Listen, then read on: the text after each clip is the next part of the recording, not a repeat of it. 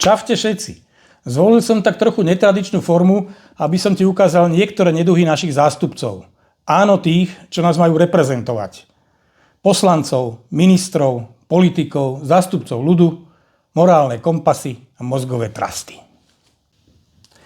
A dal som si na tom dosť záležať, tak kúkaj.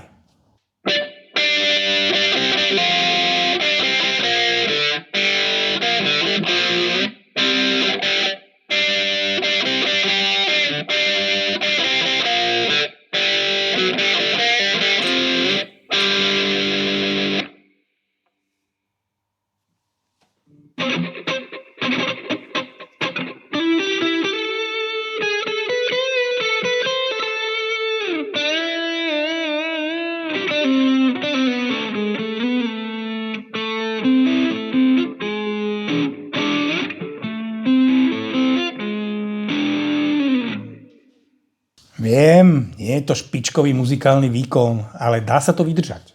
Teraz pozor, príde malá katastrofa. Nelákaj sa. Úplne zámerne. To aby bolo jasné, čo sa stane, keď si ide každý svoje, ale naraz.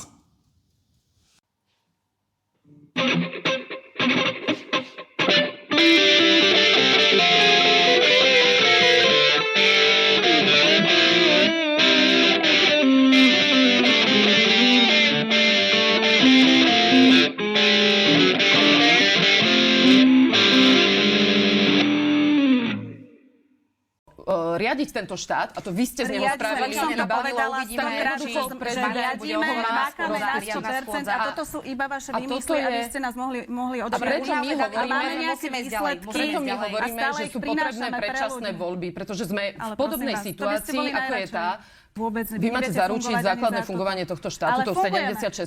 Ja keď vidím tú tabuľu rozsvietenú na červeno, tak mi vás je tak ľúto. Dobre, Dani, uplynul nám čas už dávnejšie, tak poďme Na strane chodí do Moskvy, tak teraz chce prísť do Kieva. Ale to ste si teraz, prepáčte, že vymysleli. Najskôr hovoríte, že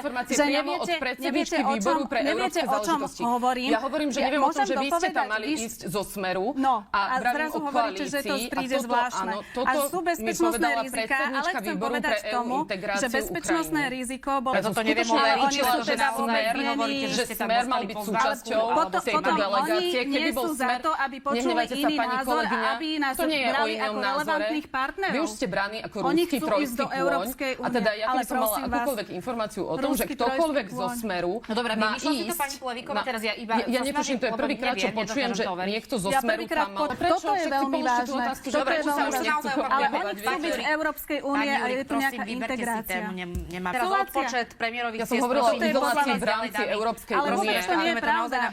Výroky začínajú mať niekedy je lepšie byť ticho a byť na chvíľu za hlupáka, ako hovoriť a potvrdiť ľuďom, že tým hlupákom ste. Tak politickí lídri, aj Peter Fiala povedal, že sa bude musieť Ukrajina normálne vzdať územia. Ja povedal to Peter Fiala, nič také nepovedal. Ak chceme stihnúť, tak teraz musíme ísť na ňu. Pani, nemôžeme sa viac spoľahnúť na Spojené štáty, čo sa týka obrany. Tomu urobilo čísla, hej? No, ja nehovorím, že to urobilo čísla. Ja hovorím, že vaše deklarácie išli proti slovenskému záujmu, pretože to, čo robí momentálne Donald Trump, je v rozpore so slovenským záujmom. Omlouvám se vám, že se na to musíte dívat, ale... Je vyslovene zameraná iba na zvieratá. Prídu o svoje čo sa týka kompenzácií, Počkajte, pán Groning. Tak tu chcem pre platy a vyššie platy a nižšie ceny. Tak sa chcem opýtať dve veci. Nižšie platy, máte pravdu, to robíte vy. Tak pán Groning, buď za tomu sa mi vyjadrite, že kedy bolo to rekordné zdražovanie. Za tejto vlády alebo za vašej? Ja som vám neskakal do reči. Ja vám idem tiež hovoriť fakty. Chcete podám vám graf, aby ste ho videli. Fakty, tak vám hovorím fakty. Ktorí chodia asi do lesa viac. Lebo tam asi nemajú tých odborníkov. Práve preto je ten materiál, ktorý je na to uspôsobený. Tak ja neviem, a môžeme tu mať normálne, pán Groning, vy hovoríte tichučko, viete kde. Dobre? Tichučko môžete hovoriť, viete kde. Tento slovník, pán Groning, s Matovičom takýto slovník. Nehádajte sa, takýto slovník nie. A buď tu budeme mať debatu nejakú odbornú. Pán poslanec, takto tichučko s Matovičom sa môžete takto baviť. Dobre? Môžete sa takto s Matovičom baviť. Odpustíte si to, lebo takto sa vy rozprávate tam niekde na vašom poslaneckom klube. Pani, seknem s tou debatou. Zdražujete vy. Teraz zdražujete na úkor koho? Na úkor občanov. Prosím vás, na čo tu máme tie dva ministerstva? Vy ste kedy zdražovali, vidíte? Veď ja vám hovorím fakty, tak ma nechajte dorozprávať. Tu ich máte. Nechajte ma dorozprávať. Skúste k ním. Kedy bola rekordne najvyššia inflácia? Počkajte, pani, nepreklikujte sa. Sa vám dobre počúva, prosím vás, tieto veci? žiadne maily. Ja medzi tých ľudí chodím po celom Slovensku. Toto vám rozprávajú? Od Svidníka, cez Humenné, poďte až po povedať, Oravu. že ste odsúhlasili 5 000 eur generálnemu prokurátorovi, tak povedzte tej žene, ktorá je sama, jednorodič. Dobre, ideme ďalej. Nie, pani, toto nikam nevedie. Teraz budem hovoriť ja. 20 miliónov, Počkajte, ideme ďalej. Nechali Matovičovi vybuchovať atomovky a vy ste tam boli tí odborníci, ktorí rozvratili tú štátnu kasu. Čiže keď tu niečo teraz robíme, neskačte si pani do reči, lebo naozaj po vás. Prvýkrát môžeme zaviesť nejaké zníženie spotrebných daní. Veď vy ste mali, neskačte mi do reči. Vy ste mali, prestaňte prosím mene klamať. divákov, aby ste tu nešírili tieto hlúposti, ktoré šírite. Začnite sa starať konečne o ľudí.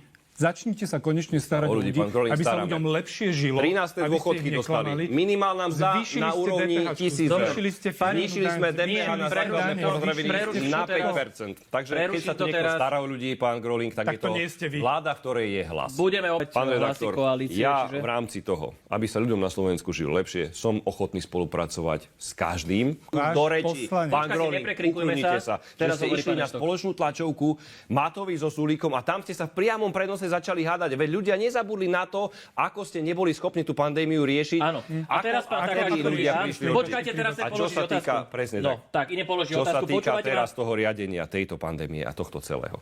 To video. Pán Groling, spochybňuje rozhodnutia, pretože počkajte, chcem počuť teraz, čo hovorí pán Groling.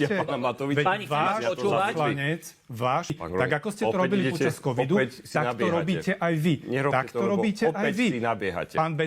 Pán Becik natočil to video, ktoré to rozpráva. Počúvajte. Chcete hovoriť o tom, že či tu bola nejaká... Ľudia si spomenú. Nechajte ma dorozprávať. Ako ste manažovali pandémiu. Počkajte, seriózna diskusia o tom, aby sme sa aj počúvali. Povedzte mi, že kedy tým ľuďom vyplatíte peniaze? Kedy im vyplatíte peniaze? Nech sa páči, máte teraz. Tretíkrát ste potvrdili pandémiu. Vy ste na to zabudli, pán Groling, že na nejaké opatrenia boli prijaté a potom ste išli na spoločnú tlačovku. Neskačte mi už do reči. Pán Groling, uklonite sa. Vy asi ako vyštudovaný obuvník, o tom nemáte ani najmenšiu predstavu. Čo ste vy dokázali v živote? Ale farmári, ktorí mali informáciu k dispozícii, tak ju dostali. To odmietam, aby vy ste kritizovali ministra poľnohospodárstva, ktorý si robí svoju prácu. Preto ak chcete nejakú odbornú debatu, prosím, pozrite sa na usmernenie štátnej... Pamätáme si na tie manévre, ktoré ste robili na začiatku. Vy buďte hrdí na to, že vám chýba 4 000 policajtov. 50 000 nelegálnych migrantov. Posledná otázka. Keby Haman vám neurobil to opatrenie. Medzi dlhom a zdražovaním. Ďakujem, mali sme dnes viacero bodov. Vás irituje fakt, lebo ste strana odborníkov a neviete rozdiel medzi dlhom a zdražovaním.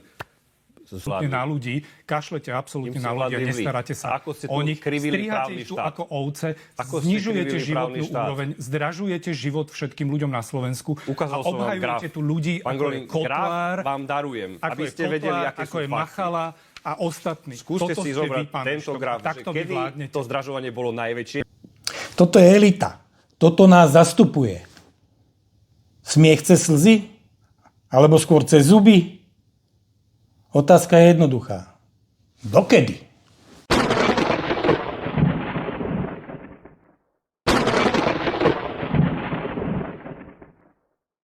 Celé video nájdeš na fici.to. fici.to a zadarmo. Materiálu je dosť a bude pribúdať. Internet je plná studňa. Nekonečný archív. Ak máš ďalšie takéto perly, pošli mi ich na adresu fičimedia@gmail.com, adresu vidíš dole. Ja ich k tomuto nekonečnému videu prilepím, veď tabula hanby znesie veľa. Tak dovi dopo a pokojne aj dopy. Čaute všetci.